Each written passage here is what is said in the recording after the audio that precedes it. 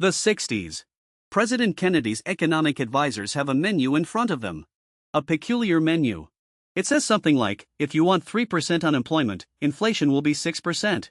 If you prefer 2% inflation, unemployment will be 5%. Pick your dish. This isn't a metaphor. Economists of the era literally believed the relationship between unemployment and inflation was a stable menu of options. That governments could choose whichever combination they preferred and adjust their policies accordingly. That idea came from a curve. The Phillips curve. And for a decade, it worked beautifully. Until it stopped working.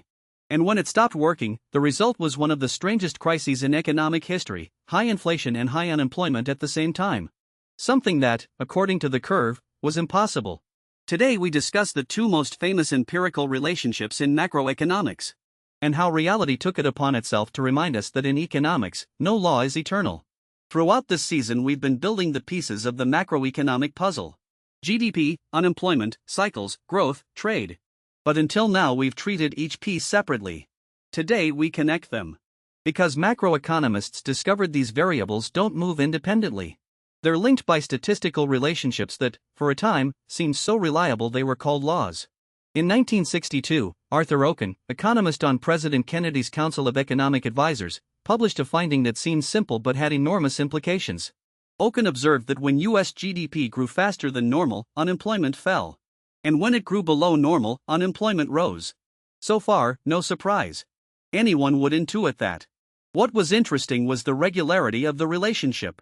Okun found that, approximately, for every percentage point unemployment rose above its natural rate, real GDP was about 2 percentage points below its potential level. This is what's known as the output gap. The difference between what an economy produces and what it could produce if all its resources were fully employed. Okun's law isn't a law in the physics sense. It's an empirical regularity. A rule of thumb that holds approximately in most developed economies, though the exact coefficient varies from country to country and era to era. Why does it matter? Because it gives policymakers a calculation tool.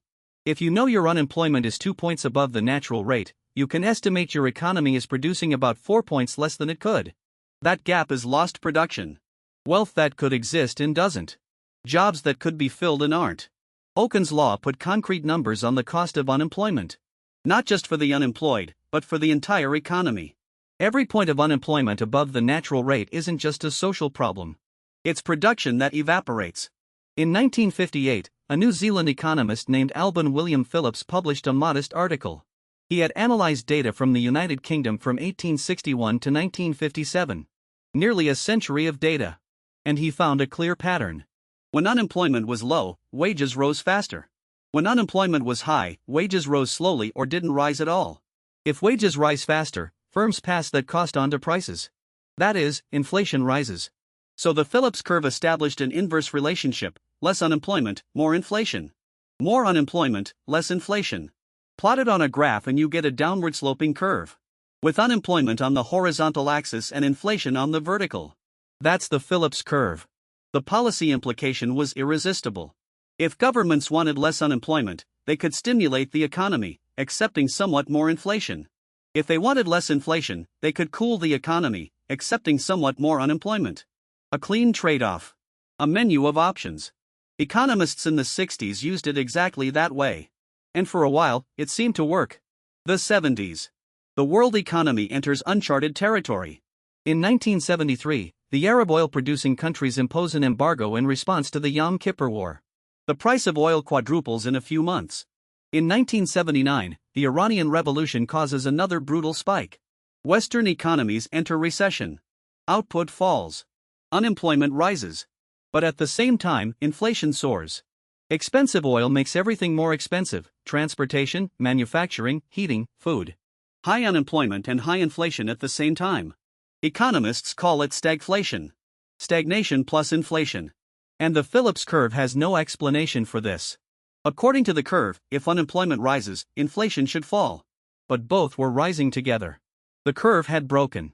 Or more precisely, the simple version of the curve had broken. Because a few years earlier, someone had already warned this could happen.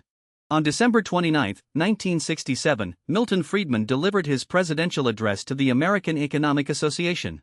It's one of the most influential speeches in the history of the discipline. Friedman argued the Phillips curve only worked in the short run. And the reason was expectations. When the government stimulates the economy and injects money, prices start to rise. At first, workers don't notice. They negotiate their wages based on past inflation, which was low. Firms hire more because real wages, adjusted for inflation, are lower than they appear. Unemployment falls. The curve works. Temporarily. But workers learn. They notice prices are rising. And the next time they negotiate wages, they ask for more. They incorporate expected inflation into their demands. Firms pass those higher costs on to prices. And inflation rises without unemployment falling. The effect has evaporated. To reduce unemployment again, the government would need to generate even higher inflation, higher than what people expect. And so on, in an inflationary spiral. Friedman concluded that the long-run Phillips curve is vertical. In the long run, there's no trade-off between inflation and unemployment. The economy returns to its natural rate of unemployment regardless of the inflation level. Edmund Phelps, working independently, reached the same conclusion almost simultaneously. This idea, the expectations-augmented Phillips curve, transformed macroeconomics. Friedman received the Nobel in 1976. Phelps in 2006. In part, for this work. From the expectations-augmented Phillips curve came another concept, the NAIRU. It stands for Non-Accelerating Inflation Rate of Unemployment. The idea is that there exists a level of unemployment below which inflation starts to accelerate. If unemployment falls below the NAIRU, wage pressure is so strong that inflation rises on a sustained basis. If unemployment is above it, inflation tends to moderate. The NAIRU became a fundamental reference for central banks. Their job, in practice, is to keep unemployment near the NAIRU, low enough not to waste resources, but not so low as to unleash inflation. But the NAIRU has a serious practical problem. Nobody knows exactly what it is. It's not directly observable. It's estimated with models. And the estimates change over time. In the 90s, many economists thought the US NAIRU was around 6%. Then unemployment fell below that without inflation taking off. They had to revise their estimates downward. It's like trying to follow a moving target. You know it exists. But you don't know exactly where it is. And if you aim at the wrong spot, you either generate unnecessary inflation or leave people needlessly unemployed. These technical relationships have direct human consequences.